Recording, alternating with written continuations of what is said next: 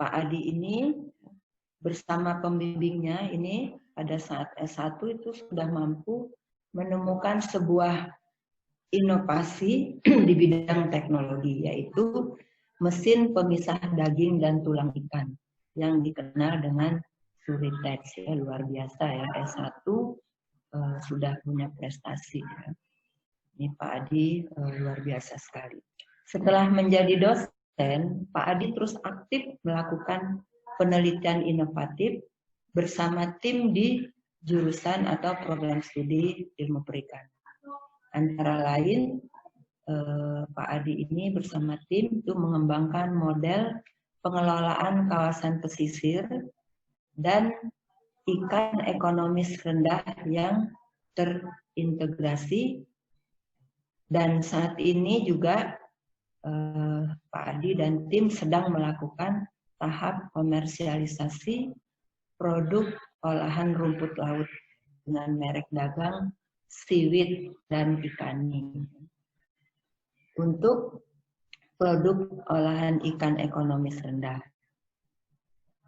Bapak dan Ibu, selain itu, saat ini Pak Adi juga sedang melakukan pengembangan invensi teknologi falkah ikan portable tenaga surya, baterai air laut, dan smart fishing land yang semuanya sedang dalam tahap pemeriksaan paten. Ya. Kita doakan semoga patennya lancar ya, sehingga disetujui ya. Bapak dan Ibu peserta webinar yang saya hormati, selanjutnya juga di sini Bapak Ahmad Mutadi Rangkuti, SPI MSI, ini nanti akan memaparkan proses dan pengalaman beliau dalam menulis buku. Beliau juga memiliki ide dan memulai nulis buku ketika menjadi asisten dosen, yaitu pada tahun 2007. Di mana buku-buku teks beliau ya Pak Ahmad Mutadi ini, ya, buku-buku teksnya berbahasa Indonesia, yaitu dalam bidang perikanan, di mana buku-buku dalam perikanan ini masih sangat sulit ditemukan. Namun buku tersebut ini sudah alhamdulillah sudah naik cetak di tahun 2014. Bapak dan Ibu peserta nanti dapat mengeksplor lebih banyak dalam bagaimana trik dan mendapatkan ide menulis buku yang baik dari beliau, karena pengalaman beliau ya, yang sudah banyak ya di dalam menulis buku. Kemudian Bapak atau dipanggil Mas Triandala ya, Mas Triandala Mada Sibero, SPI MSI ya. Nah, ini beliau juga merupakan doktor muda lulusan PMDSU ya, batch 2 dari Undip. Meskipun masih muda ini, beliau memiliki karya ilmiah jurnal internasional yang cukup mentereng.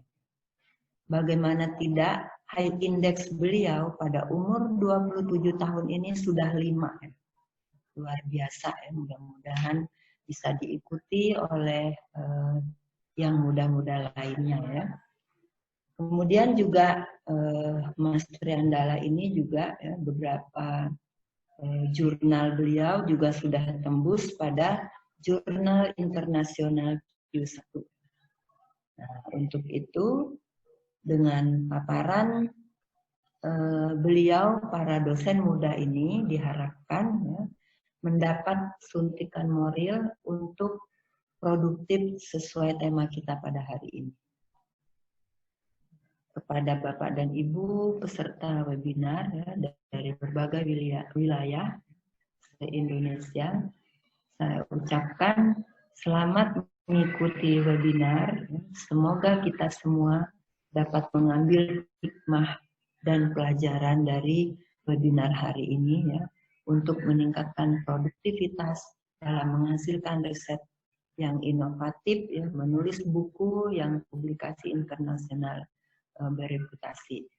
Walaupun di tengah kondisi kita saat ini ya, bukan Indonesia saja, bahkan dunia ya, dalam keadaan kondisi COVID ya, COVID-19 ini, kita tetap bersemangat ya, tetap berinovasi ya. Mudah-mudahan pada hari ini kita diberi semua pencerahan dari 3 narasumber ini ya. Demikian Bapak dan Ibu peserta webinar. Terima kasih saya ucapkan kepada teman-teman panitia yang telah mempersiapkan acara ini dengan baik ya. Mohon maaf bila ada hal yang tidak berkenan. Terima kasih. Saya akhiri, billahi taufiq wal hidayah. Wassalamualaikum warahmatullahi wabarakatuh. Waalaikumsalam warahmatullahi wabarakatuh. Terima kasih Bu Dekan atas sambutannya. Untuk acara selanjutnya adalah foto bersama. Jadi nanti minta tolong kepada seluruh peserta untuk mengaktifkan webcamnya untuk di screen capture oleh panitia. Yang ambil Nisa ya? Ya. Ya, nanti tolong dikabari ya Nisa ya kalau misalnya ada yang belum aktif webcamnya. Iya, Mas. Ini ada yang atas nama Mi A1, ini kayaknya nama handphonenya. Kemudian Arthur Huae, Zulweli Murti, belum aktif.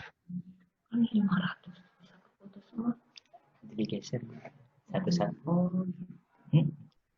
Terus di Lay Donald. Satu layar itu berapa? Ada Mas Herja. Oh iya, di mana dia?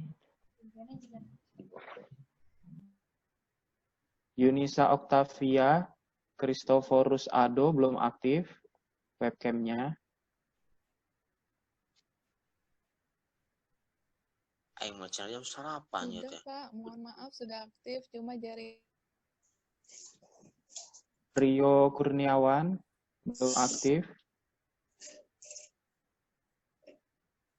Di sini ada 10 slide kalau di layar saya. Nah, jadi nanti mungkin butuh waktu lumayan ya.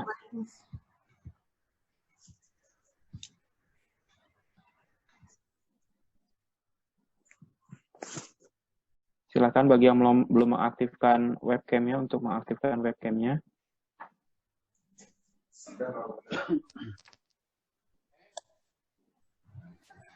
Udah bisa dimulai, Mas? Masih cukup banyak yang belum mengaktifkan. Sambil menunggu. Sebentar ya. Halus karena WiFi.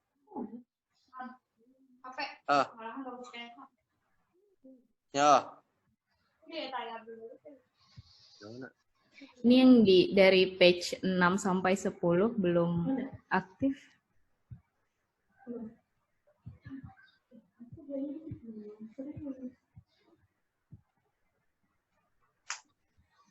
Silakan Bapak Ibu yang belum mengaktifkan webcamnya untuk mengaktifkan webcamnya.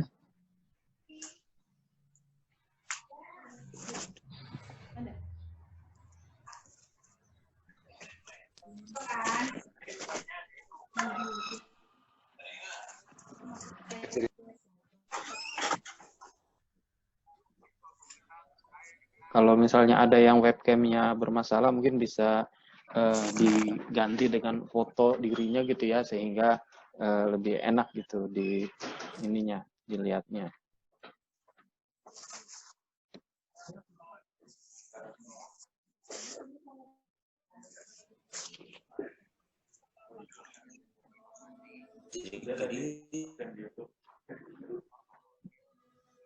Sudah bisa, Mas?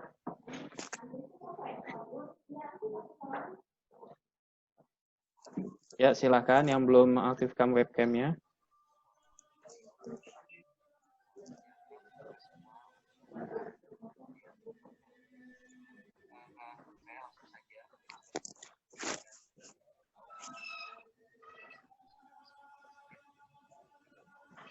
M. Soleh, Febrina Sulistia, Putri Kemala, Nurhayati, Ahmad Tony.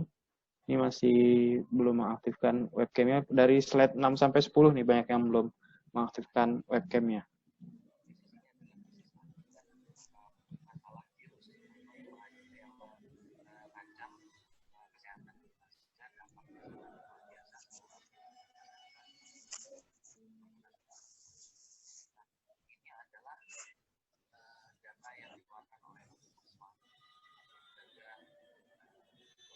Nisa sudah mulai mengambil screen capture-nya.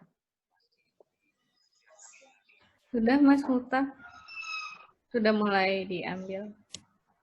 Nah, kita batasi saja sampai jam, sekarang 9.58 sampai jam 10. Bila misalnya masih ada yang belum aktif, ya enggak apa-apa, mau gimana lagi gitu ya.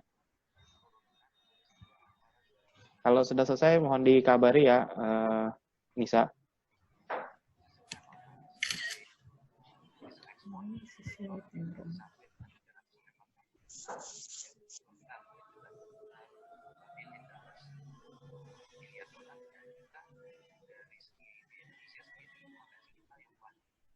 Sekarang Bapak Ibu mungkin perlu diinfokan kalau saat mau diambil gambarnya supaya bisa bersiap. Thanks. Ini saya mulai dari slide pertama ya, Bapak Ibu. Bapak Ibu yang di slide pertama.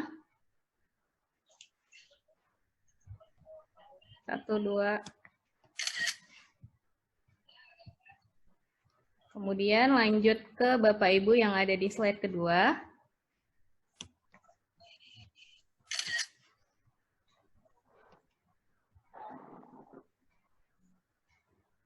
Lanjut ke slide ketiga.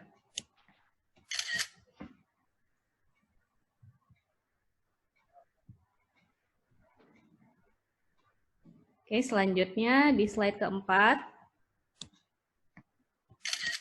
Ini Bapak Asep orangnya tidak ada ya? Yang di slide keempat ada videonya tapi orangnya tidak ada. Bapak Asep. Pak Asepnya lagi ke kamar mandi. Kebetulan di sebelah saya. Yes.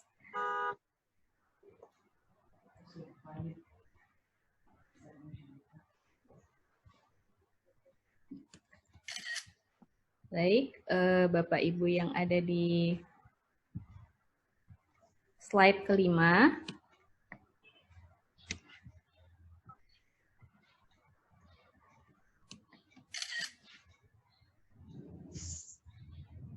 Selanjutnya yang keenam ya Bapak Ibu.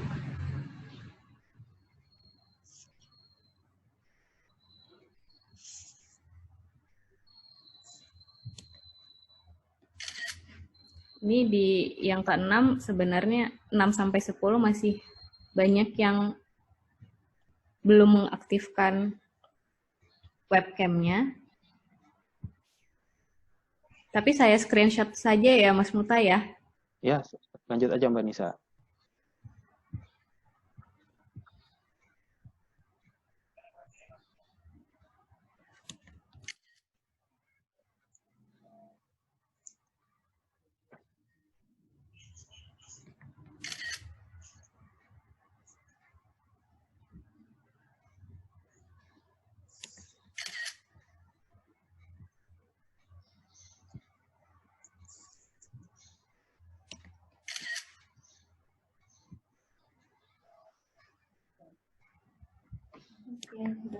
Sudah, Mas? Sudah semua? Sudah, sampai Oke. 10. Oke, terima kasih Mbak Nisa. Ya, sama-sama. Saya kembalikan ke Mas Muta. Oke, terima kasih Mbak Nisa atas pengambilan gambarnya. Untuk selanjutnya kita masuk ke sesi utama, yaitu adalah paparan dari narasumber. Paparan dari narasumber akan dimoderatori oleh rekan saya, Pak Rizky Febriansyah Siregar, merupakan dosen dari Manajemen Sumber Daya Perairan Fakultas Pertanian Universitas Sumatera Utara. Beliau menamatkan S1-nya di Universitas Riau dengan jurusan Teknologi Hasil Perikanan dan S2-nya di IPB University dengan jurusan yang sama di teknologi hasil perairan ya. Nah, kemudian beliau juga memiliki beberapa kegiatan penelitian di tahun kemarin dan juga beberapa publikasi ilmiah, gitu ya, yang terkait dengan tadi. Jadi dia walaupun S1 S2-nya THP ternyata memiliki publikasi juga yang terkait dengan MSP gitu ya, luar biasa. Oke, saya berikan kesempatan kepada Pak Rizky untuk memandu acara seminar ini, paparan dari narasumber. Kepada Pak Rizky dipersilahkan. Baik, terima kasih Pak Muta atas waktu yang sudah diberikan. Assalamualaikum warahmatullahi wabarakatuh. Selamat pagi dan salam sejahtera bagi kita semua. Yang saya hormati Bu Dekan Fakultas Pertanian Universitas Sultan Ageng Purtayasa, Profesor Nurma Yulis, serta yang saya hormati juga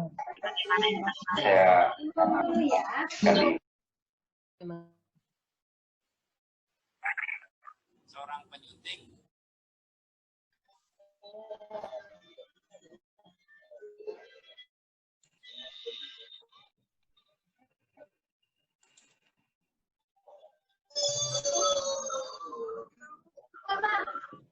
Kepada selain moderator, mohon untuk mematikan mikrofonnya.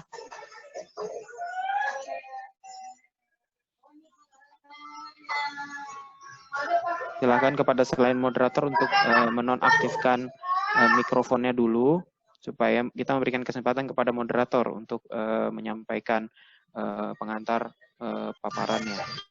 Silakan Pak Rizky dilanjutkan. Oke, baik Pak Muta. Baiklah Bapak dan Ibu peserta webinar sekalian. Tadi barusan kita semua sudah mendengarkan pembukaan yang disampaikan oleh host kita pada hari ini, yakni Bapak Muta Ali Khalifa. Sekaligus juga tadi kita juga sudah bersama-sama mendengarkan beberapa kata sambutan yang disampaikan oleh Ibu Dekan Fakultas Pertanian Untirta, yakni Ibu Profesor Nurma Yulis. Nah, Bapak, Ibu, dan Bapak, Ibu sekalian, terlebih dahulu perkenalkan, saya Rizky Febriansyah. Hari ini saya akan bertindak sebagai moderator yang akan memandu jalannya online sharing session kita pada pagi hari ini. Baiklah, Bapak dan Ibu peserta sekalian, agar kita tidak terlalu lama di bagian mukadimah ini, maka langsung saja kita masuk kepada bagian inti daripada kegiatan online sharing session kita pada hari ini. Ya, ini penyampaian materi dari ketiga narasumber kita. Nah, sebelum kita masuk kepada materi kita yang pertama pada hari ini, Bapak dan Ibu sekalian, izinkan saya untuk terlebih dahulu membacakan profil singkat dari pemateri satu kita pada hari ini.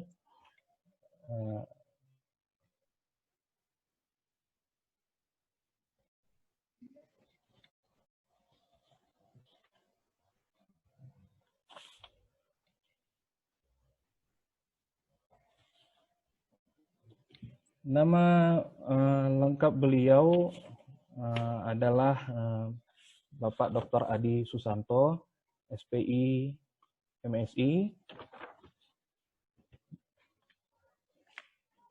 Riwayat pendidikan beliau sendiri pada tahun 2006 itu berhasil menyelesaikan pendidikan S1-nya dari Prodi Pemanfaatan Sumber Daya Perikanan, Institut Pertanian Bogor.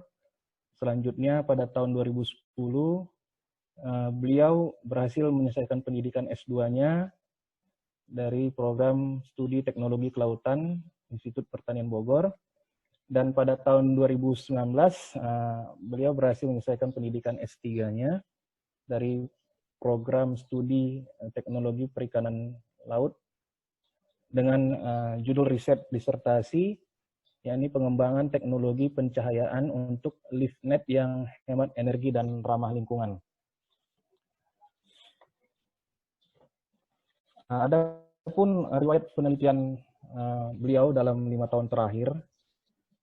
Beliau sudah menghasilkan beberapa penelitian, di antaranya bisa kita lihat bersama Bapak dan Ibu sekalian, pada tahun 2017 beliau melakukan penelitian yang berjudul tentang analisis potensi dan pemetaan lokasi basis perikanan teri dalam mewujudkan ketahanan pangan perikanan di Provinsi Banten.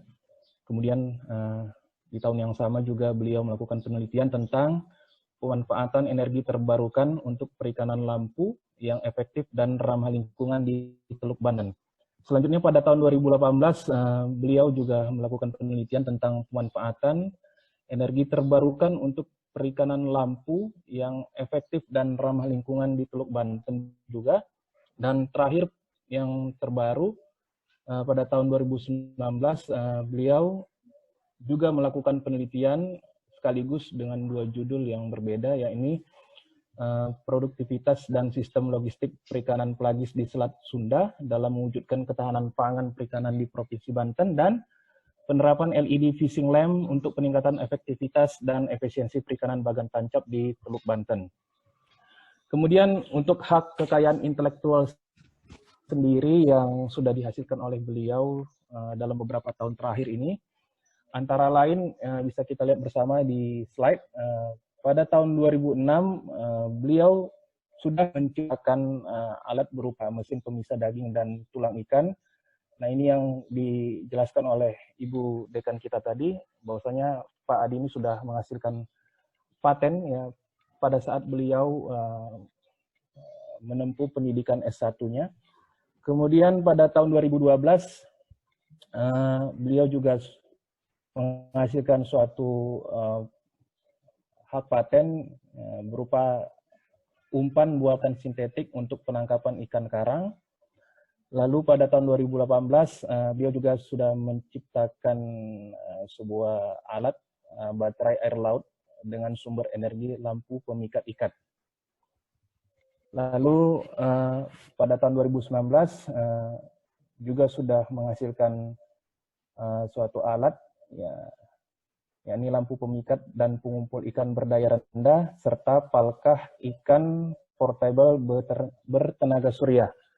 Dan yang terakhir pada tahun 2010, beliau juga berhasil menciptakan alat, yakni lampu pemikat dan pengumpul ikan dengan sudut fleksibel.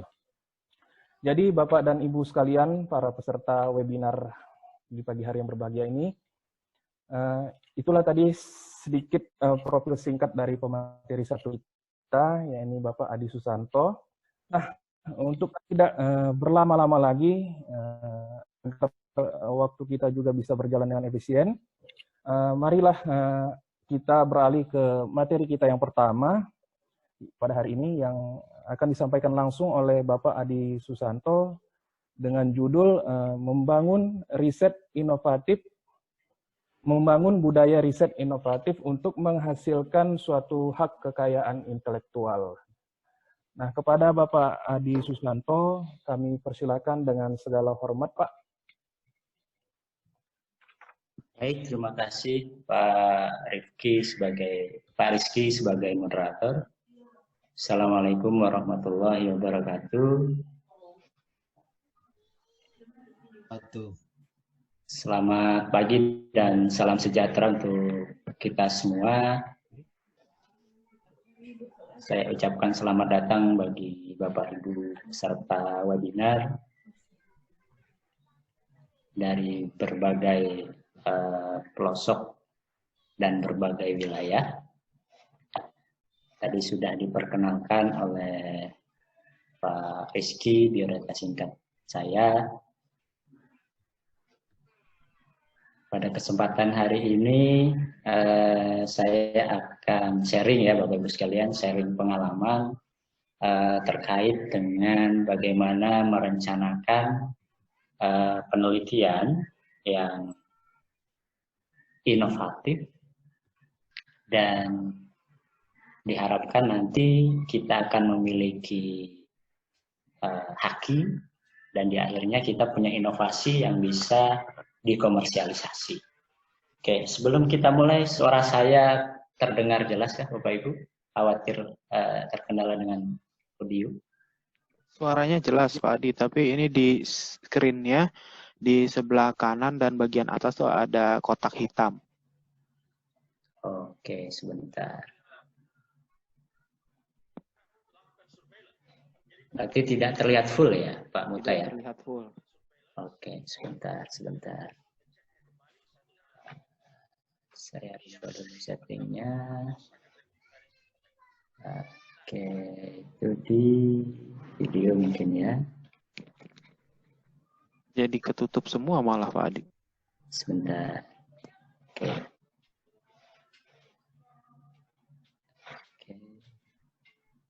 Ada perubahan kah? Masih sama? Masih sama Pak Adi. Sebentar. Ini berarti setting di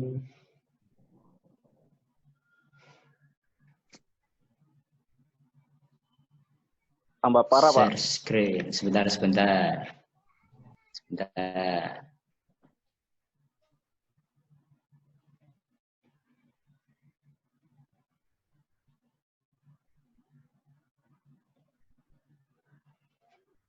Kita coba dulu ya.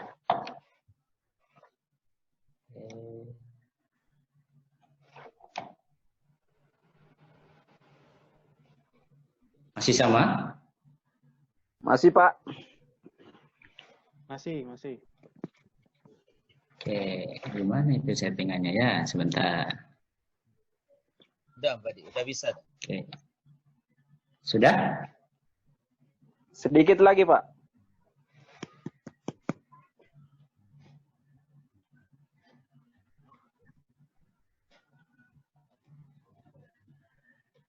Itu kalau kursornya bergerak, kotaknya juga ikut pindah tuh. Sebentar.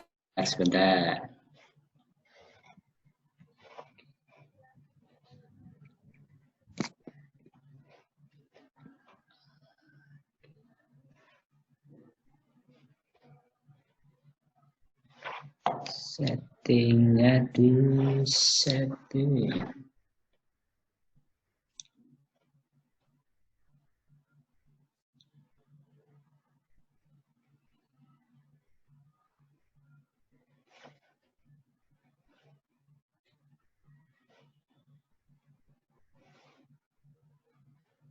Oke, kita coba ya.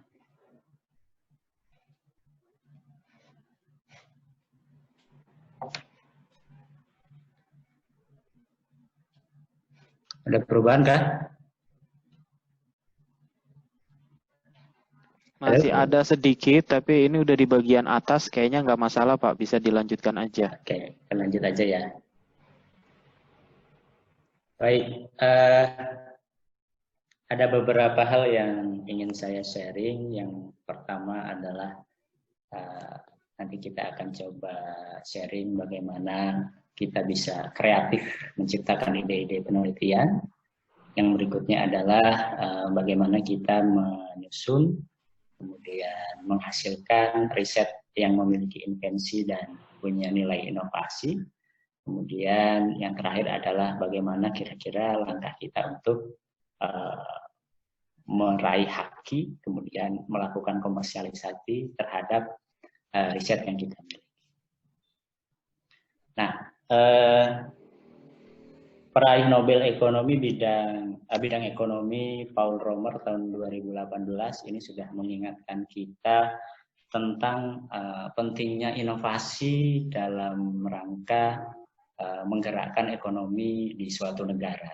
Kenapa kemudian inovasi itu penting? Karena berkaca dari salah satunya adalah Korea Selatan yang merdekanya tidak jauh beda dengan kita, itu mampu menjadi salah satu negara dengan kekuatan ekonomi yang sangat baik. Bahkan di tahun 2018 itu indeks inovasinya merupakan indeks negara dengan indeks inovasi paling tinggi. Artinya apa? Artinya inovasi baik dalam bidang teknologi maupun dalam bidang peningkatan kapasitas sumber daya manusia itu sangat penting untuk menunjang pertumbuhan ekonomi jangka panjang di suatu negara. Lalu kalau kita berkaca dari hal tersebut, saya dapatkan data dari kata data.co.id ini mengenai Global Innovation Index negara-negara ASEAN di tahun 2019.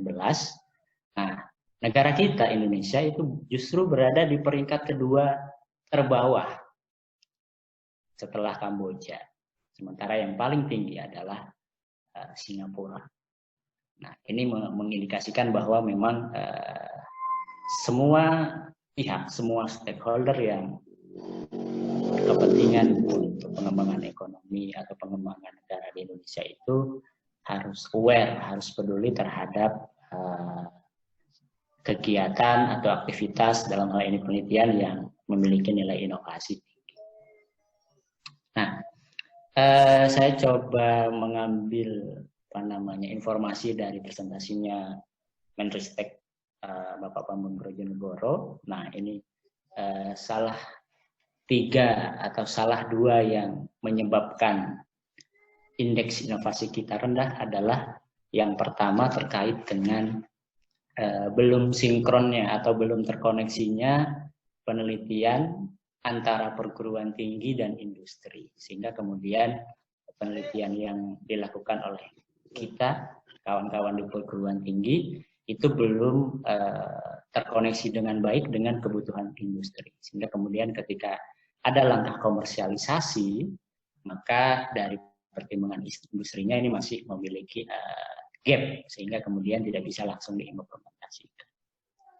Yang berikutnya adalah penelitian yang kita lakukan ini belum menjawab sepenuhnya kebutuhan pasar, sehingga kemudian ketika dilempar ke masyarakat, ketika dilempar ke pasar, hasil riset kita kemudian belum bisa ditangkap dengan baik, sehingga belum pada tahap komersialisasi. Nah, yang lebih penting mungkin ketika kita bicara branding, ya, branding nasional, branding kita belum punya satu branding yang kemudian mendunia. Meskipun sekarang mungkin ada Panasonic, kemudian ada Maspion, gitu ya. Tapi kalau kita bandingkan tadi ke Korea Selatan, mereka punya berbagai macam produk. Mereka punya mobil, kemudian Kia, kemudian Samsung, dan lain sebagainya. Nah, ini juga salah satu kendala kenapa kemudian inovasi yang ada di kita masih dikategorikan. Nah, bicara mengenai inovasi dan penelitian, kenapa kemudian kita perlu penelitian? Nah, penelitian sendiri kalau kita pilih dari asal katanya adalah research. Re artinya mencari kembali, kemudian adalah mencari. Artinya kalau kita melakukan penelitian untuk menyelesaikan masalah tertentu, tapi kita belum menemukan pemecahannya, maka kita harus mencari lagi, mencari ulang, meneliti ulang. Itulah kemudian dimaknai sebagai riset atau penelitian. Mulai dari menganalisis masalah, kemudian mengumpulkan data, sampai menghasilkan solusi. Nah, ketika solusi tersebut kemudian belum sesuai dengan kebutuhan masyarakat atau kebutuhan pasar, maka kita harus melakukan penelitian. Mungkin ada aspek yang kurang atau perlu dikembangkan dan seterusnya. Sehingga kemudian penelitian menjadi salah satu kebutuhan untuk memecahkan berbagai permasalahan yang kita ada.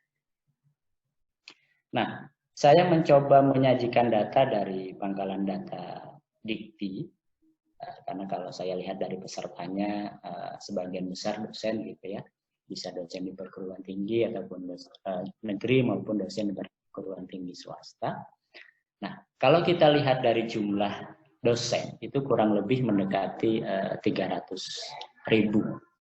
Artinya ketika kita ingin menyusun proposal penelitian, baik itu yang didanai oleh Kementerian Ristek kalau dulu, sekarang kemudian Kemendikbud, atau pendanaan yang lain, misalnya LPDP, atau pendanaan internasional, maka kita akan bersaing dengan berbagai macam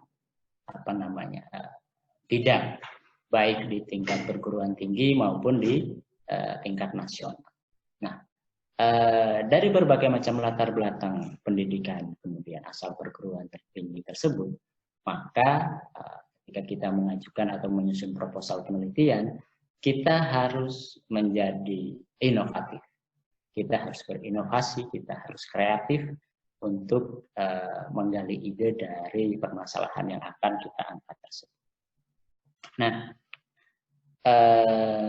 bagaimana kita bisa menciptakan ide penelitian yang inovatif?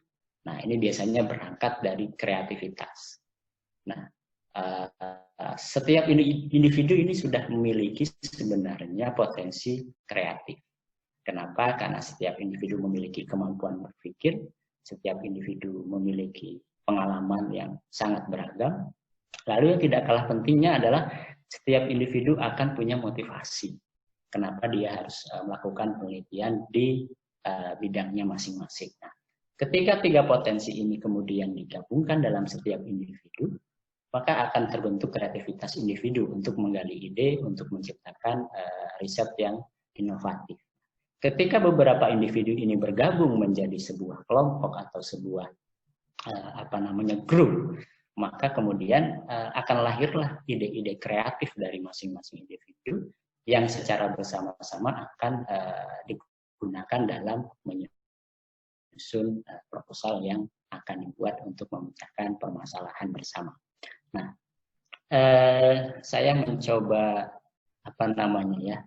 berbagi tips bagaimana kita bisa menggali dan mengasah kreativitas dalam menciptakan ide penelitian. Nah, ini karena saya itu Puja Kesuma, Bapak Ibu, putra Jawa kelahiran Sumatera, maka saya mencoba merumuskannya menjadi NP2 atau N7 atau 7N.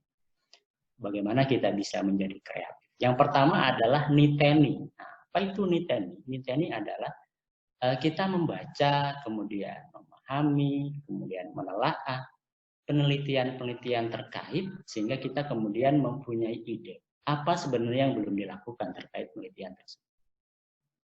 Nah, setelah niteni, yang paling sederhana itu kita nyontoh atau meniru. Nah, tentunya dalam meniru itu tidak harus meniru dengan yang persis sama. Kita bisa melakukan modifikasi. Nah, ketika modifikasi itu kita bisa ngurangi, atau kita bisa nambahi, atau kita bisa ngilangi. Artinya apa? Kita bisa mengurangi aspek, parameter, atau metode. Kita juga bisa menambah, atau kita bisa menghilangkan. Nah, ini pengalaman saya ketika dulu mau skripsi S1, itu berawal dari niteni, kemudian nyontoh. Nah, apa yang dicontoh? Yang dicontoh adalah metodenya. Ketika metodenya sama, apa yang berbeda? Yang berbeda bisa parameternya, bisa lokasinya, atau bisa aspeknya, dan lain sebagainya. Nah, N yang berikutnya adalah ganti atau merubah. Jadi setelah kita telaah, oh ternyata ini tidak bisa dikurangi, tidak bisa ditambahi, tidak bisa dihilangkan, tapi harus diganti.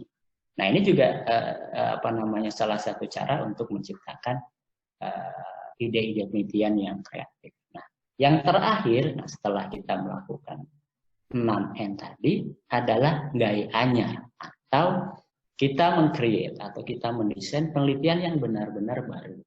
Artinya penelitian sebelumnya menjadi inspirasi bagi kita untuk bisa menciptakan ide-ide penelitian yang kreatif dan inovatif. Nah, ini tips saja dari saya. Nah, ketika kita bicara ide atau usul penelitian, kalau yang dosen, maka tidak bisa dilepaskan dengan yang namanya Rencana Induk Riset Nasional atau RIRN yang sudah disusun dari 2017 sampai 2045. Saya yakin Bapak Ibu sudah hafal dengan ini. Ada yang namanya bidang fokus, ada 10, mulai dari kemandirian pangan, energi terbarukan sampai sosial humaniora.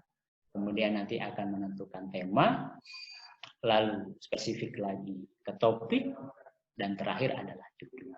Nah, kalau kita ingin melakukan penelitian di luar dari pendanaan pemerintah, maka tentunya kita juga harus mengacu, misalnya ke SDG atau Sustainable Development Goals.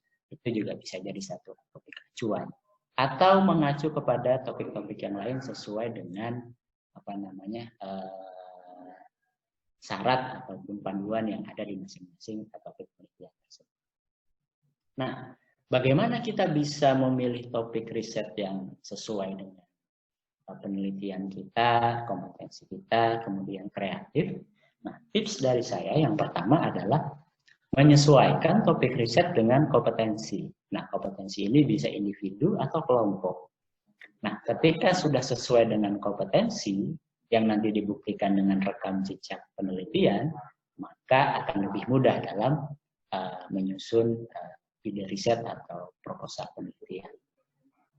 Setelah memastikan sesuai kompetensi, nah yang berikutnya adalah skema dan durasi. Nah, kompetensi A, skemanya yang sesuai apa? Misalnya kalau bidang perikanan itu biasanya bisa ke bidang fokus pangan, bisa ke energi atau ke maritiman. Nah, lalu butuh durasinya berapa tahun? Ini juga harus disesuaikan dengan topik atau tujuan dari penelitian tersebut. Yang berikutnya adalah identifikasi masalah. Nah, masalah yang akan kita angkat itu harus benar-benar spesifik, kemudian memiliki urgensi atau tingkat kepentingan yang tinggi, dan punya keluasan dampak. Artinya jangan sampai masalah yang kita angkat itu masalah dari persepsi kita sendiri, sementara di lapangan sebenarnya tidak ada masalah. Nah, yang paling penting juga dari masalah ini, kita harus benar-benar mengangkat akar masalah, sehingga solusi yang nantinya ditawarkan dari penelitian itu akan menjadi bermanfaat. Yang berikutnya adalah kita menyesuaikan, kira-kira masalahnya ini bisa diselesaikan dengan ipteks yang mana. Sekarang tentu kita memasuki era industri 4.0, di situ ada big data, artificial intelligence, ada robotik, internet of things, dan seterusnya. Lalu ada tujuan pembangunan berkelanjutan, kemudian juga dihubungkan dengan Renstra, baik perguruan tinggi maupun institusinya. Lalu ada tren transdisiplin, artinya penelitian yang punya potensi untuk didanai itu melibatkan dari berbagai macam ilmu, dan setiap ilmu punya kontribusi terhadap pemecahan masalah. Nah, berikutnya yang menurut saya paling penting itu adalah panduan. Kita harus pelajari panduan. Jangan sampai kita sudah menyusun proposal dengan baik, tapi kita tidak baca panduan. Nah, ini akan menggugurkan di desk evaluasi. Sehingga kemudian kita harus benar-benar membaca apa permintaan dari masing-masing skema tersebut. Nah, untuk bisa mengidentifikasi masalah, kita harus melakukannya minimal melihat dari 3 perspektif. Yang pertama adalah sebelum. Jadi sebelum kita melakukan penelitian A, apakah ada masalah dengan topik ini? Maka kita bisa mendapatkan itu dari berbagai referensi atau kajian pustaka.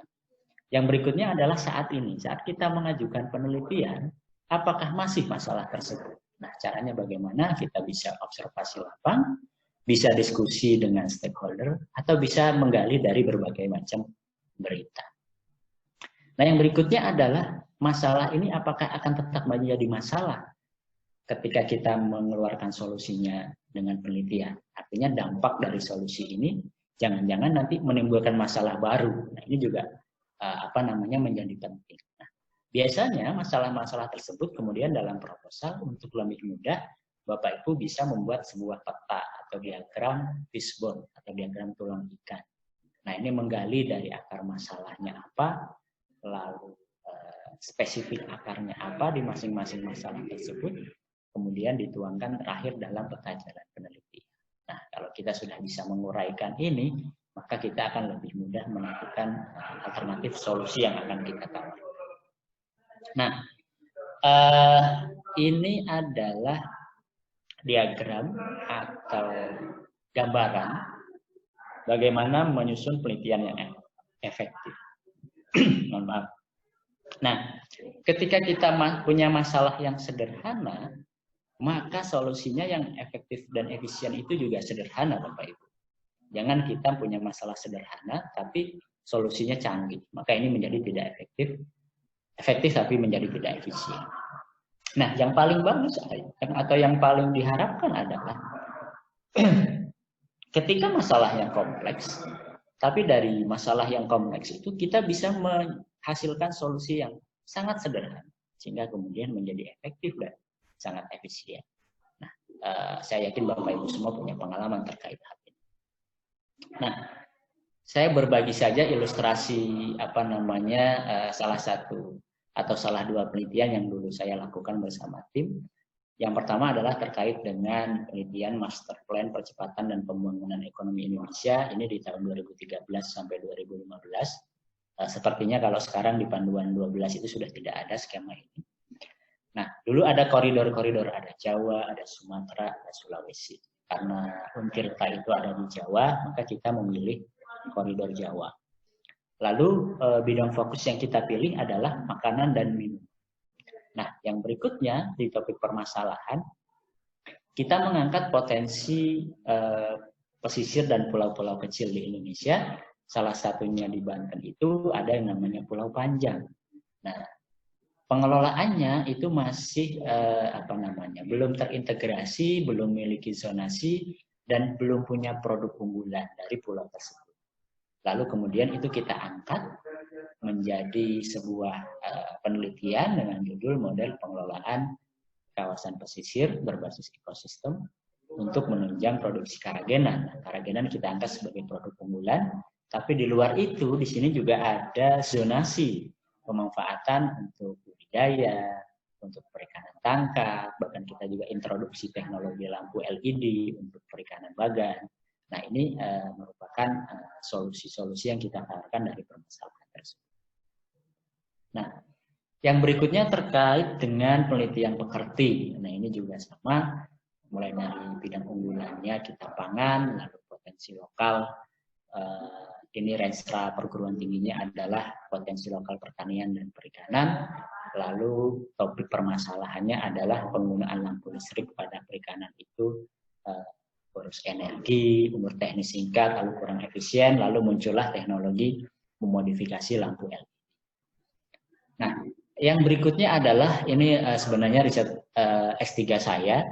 Nah, ini kemudian dari berbagai macam permasalahan di penggunaan lampu pada perikanan tangkap, lalu kami mengembangkan energi terbarukan dalam hal ini baterai air laut sebagai sumber energi lampu pada perikanan bagan. Untuk detailnya mungkin nanti kita bisa diskusi lebih lanjut. Nah, pada intinya dalam setiap riset itu pasti ada unsur invensi dan ada unsur inovasi. Tapi bagaimana kita mencoba mengangkat atau menggali hal itu, maka kita perlu kerja keras. Karena biasanya yang paling umum adalah buku, publikasi, ini yang paling umum. Tapi jarang yang bisa langsung kemudian mendapatkan haki atau menjadi teknologi tepat guna yang siap untuk dikomersialisasi. Nah, contoh ini adalah contoh invensi. Bagaimana invensi itu ada di setiap penelitian. Ini contohnya adalah kursi. Nah, kursi dengan kaki 3 itu udah biasa. Tapi kemudian ditambahkan kursi itu kaki 3-nya bisa dilipat, kemudian dia bisa dijadikan tongkat. Nah, itu sudah salah satu invensi.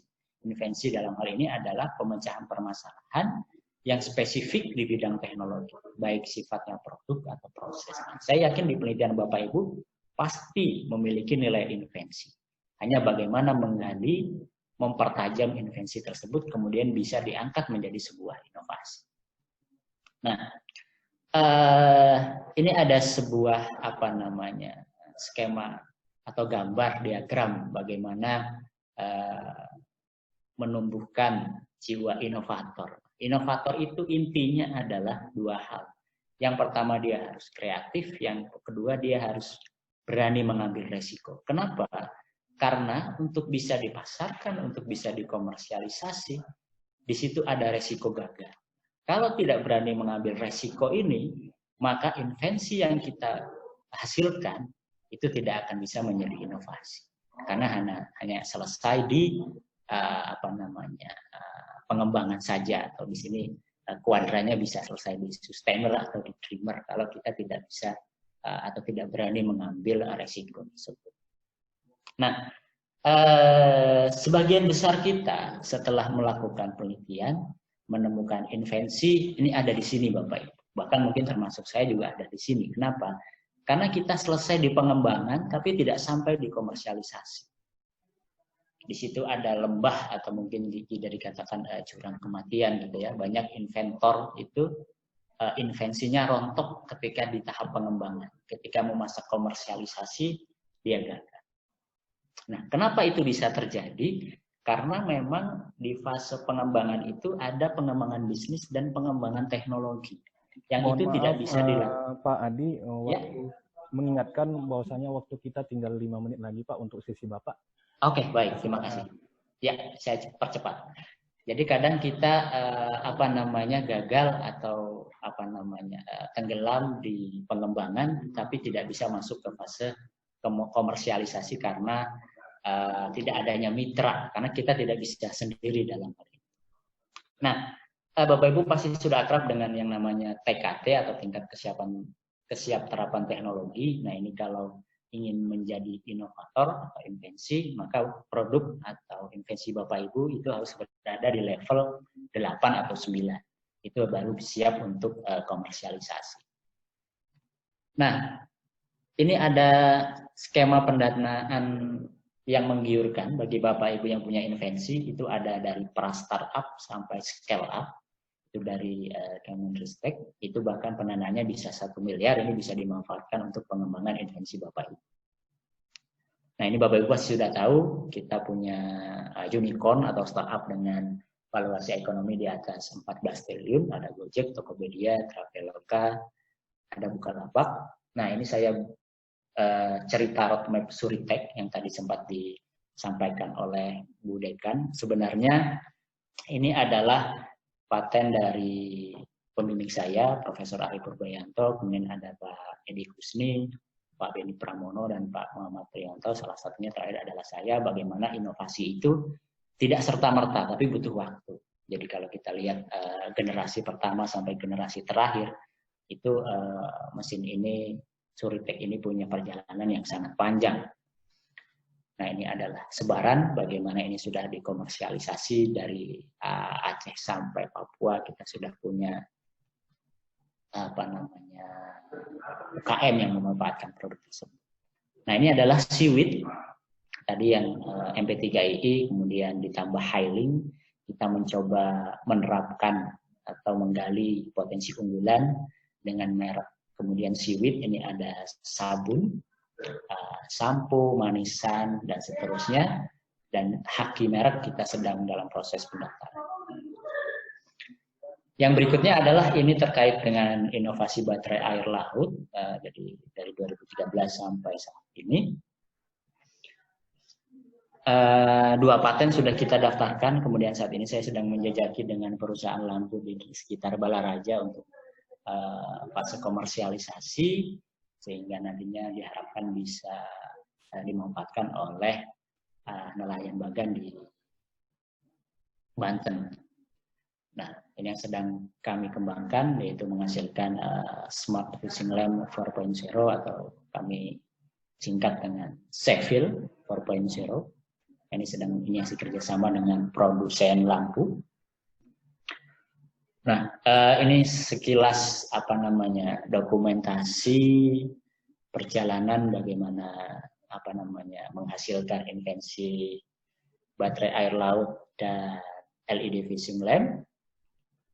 Jadi penelitiannya kita lakukan di skala lab dan skala lapangan kurang lebih 3 tahun. Kemudian paten baterai dan baterai lampunya masih dalam tahap pemeriksaan substantif. Mohon doanya Bapak Ibu, mudah-mudahan segera di-granted. Nah, setelah di-granted kita akan coba komersialisasi dengan perusahaan lampu di sekitar Balaraja atau Tangerang. Nah, ini adalah validasi di lingkungan laut, bagaimana respon dan tingkah laku ikan.